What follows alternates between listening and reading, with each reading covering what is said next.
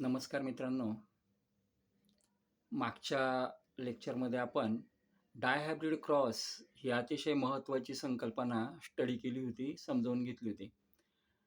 आजच्या लेक्चरमध्ये आपल्याला मेंडलचे जे लॉज आहे, या सगळ्या हायब्रिडायझेशनच्या एक्सपेरिमेंटवरनं मेंडलने जे काही त्याचे पॉस्च्युलेट्स मांडले, त्याचे काही निष्कर्ष मांडले, त्यांना म्हटलं गेलं Mendel's law of inheritance. Mendel's laws of inheritance. त्याने एक निष्कर्ष नाही मांडला, एक पॉस्च्युलेट नाही मांडलं. त्याने 3 निष्कर्ष मांडले आणि म्हणून 3 लॉज आपल्याला मेंडलचे बघायला मिळतात. Mendel's laws of inheritance. त्याचा पहिला लॉ जो आहे, मेंडल्स फर्स्ट लॉ त्याला म्हटलं जातं, that is law of dominance. त्या लॉला आपण म्हणतो लॉ ऑफ डॉमिनन्स. डिफाईन करण्यासाठी एक मार्कसाठी कधी मध्ये बोर्ड पेपरला विचारलं जातं, कदाचित विचारलं गेलं तर.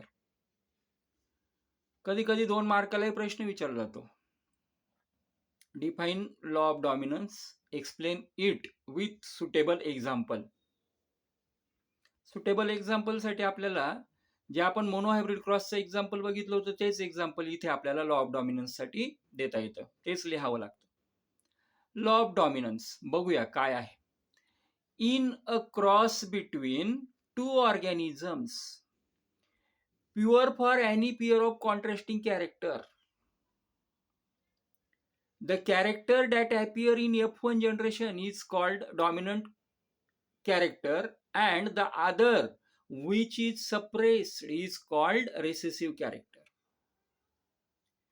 ज्या वेळेला आपण in a cross between 2 organisms pure for any pair of contrasting character, कोणत्याही एका पिअरसाठी कॉन्ट्रास्टिंग कॅरेक्टरच्या म्हणजे ट्रेटसाठी, एका किंवा एकापेक्षा अधिक कॉन्ट्रास्टिंग कॅरेक्टरच्या पिअर्ससाठी किंवा ट्रेटसाठी, कॉन्ट्रास्टिंग कॅरेक्टरची पिअर त्यालाच आपण ट्रेट म्हणतो, ट्रेटसाठी जर प्युअर लाईनचे प्लांट हे काय असतील, प्युअर लाईनचे प्लांट हे प्युअर असतील, तर F1 जनरेशन मध्ये the character that appear in F1 generation, F1 generation मध्ये येणाऱ्या कॅरेक्टरला आपण डॉमिनंट म्हणतो, आणि जे कॅरेक्टर F1 जनरेशन मध्ये दिसत नाही, जे सप्रेस राहतं, त्या कॅरेक्टरला आपण रेसेसिव्ह म्हणतो. For example tall and dwarf. ज्यावेळेला प्युअर टॉल आणि प्युअर डॉर्फ यांच्यामध्ये आपण क्रॉसिंग केलं गार्डन पीच्या प्लांटमध्ये, त्यावेळेला F1 जनरेशन मध्ये आपल्याला काय मिळालं, तर हायब्रिड टॉल मिळालं. ऍक्च्युली त्याचं जिनोटाईप येतो कॅपिटल टी स्मॉल टी, म्हणजे कॅपिटल टी टॉल कॅरेक्टर बरोबर स्मॉल टी, डॉर्फ कॅरेक्टर पण त्या ठिकाणी आहे. पण फिजिकल एक्सप्रेशन मध्ये आपल्याला फिनोटाईप मध्ये त्याच्या ते जे डॉर्फ कॅरेक्टर आहे ते प्रत्यक्षदर्शी दिसत नाही, म्हणून त्या कॅरेक्टरला आपण म्हणतो रेसेसिव्ह कॅरेक्टर. टॉल कॅरेक्टर दिसतं आणि डॉर्फ दिसत नाही, पण ऍक्च्युली डॉर्फ त्याच्यामध्ये आहे, म्हणून त्याला आपण प्युअर प्लांट नाही म्हटलं, त्याला आपण हायब्रिड प्लांट म्हटलं. तुम्हाला फक्त डेफिनेशन लक्षात ठेवायची, डेफिनेशन पाठ करायची. In a cross between 2 organisms pure for any pair of contrasting character, the character that appear in F1 generation is called dominant character and the character which is suppressed is called recessive character. एकदम simple law आहे. दुसरा law आहे law of segregation. त्यालाच आपण second law पण म्हणतो, second law of Mendel, किंवा त्यालाच आपण law of purity of gametes पण म्हटलं जातं. ते का म्हणतो ते नंतर बघू, आधी याची डेफिनेशन बघूया.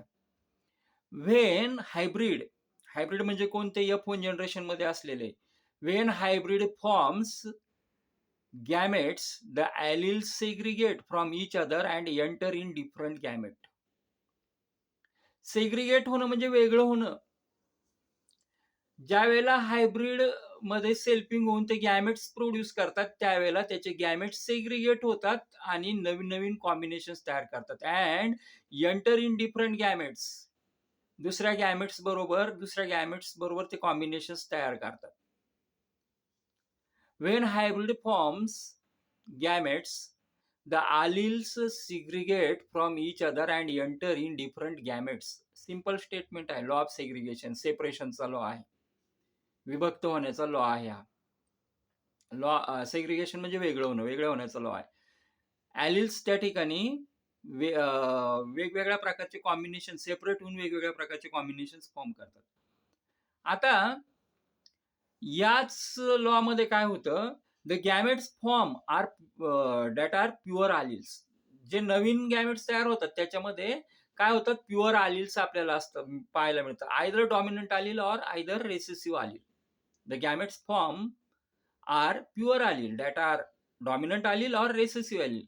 And hence this law is also called as law of purity of gametes. Give reason साठी विचारलं जातं. Law of segregation is also called as law of purity of gametes. Give reason. मग आपल्याला उत्तरामध्ये हे अभिप्रेत आहे की याची पूर्ण डेफिनेशन लॉ ऑफ सेग्रिगेशनची. When hybrid forms gametes, the alleles segregate from each other and enter in different gamete. The gametes form are pure allele, either dominant allele or either recessive allele. Hence, this law is also called as law of purity of gamete. Pure allele तयार करतो, dominant किंवा recessive, म्हणून याला law of purity of gametes म्हटलं जातं. दोनही definition अतिशय सोपे आहे. एक एक मार्क्ससाठी विचारले जातात. पुन्हा एकदा फक्त डेफिनेशन, आपण डेफिनेशनचा ओव्हरव्ह्यू घेऊया. Law of dominance in a cross between two organisms, pure for any pair of contrasting character.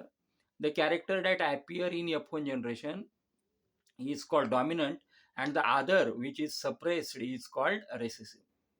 Second law आहे law of segregation. When hybrid forms gametes, the alleles segregate from each other and enter in different gamete. Okay. अतिशय महत्त्वाचे definition तुम्हाला लक्षात ठेवायचे आहे. नीट एक्झामच्या दृष्टीने पण हे अतिशय महत्त्वाचे लॉ आहे. याचे स्टेटमेंट अतिशय महत्त्वाचे आहे. Thanks for watching this lecture. Thank you. पुढच्या तासाला आपण जो तिसरा लॉ आहे तो लॉ आपण स्टडी करूया. Thanks to all of you.